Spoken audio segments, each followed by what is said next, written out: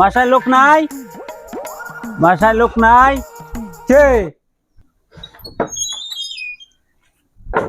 বৃষ্টির মধ্যে কি খবর, কিসের জন্য আসলা? এলন এই মাসে কারেন্ট বিল। अच्छा এলন কারেন্ট বিল। ठीक है। Current bill? বৃষ্টির মধ্যে চশমা ফুটে গেছে।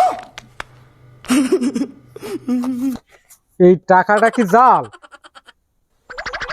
না ভাই, তা তো জাল না।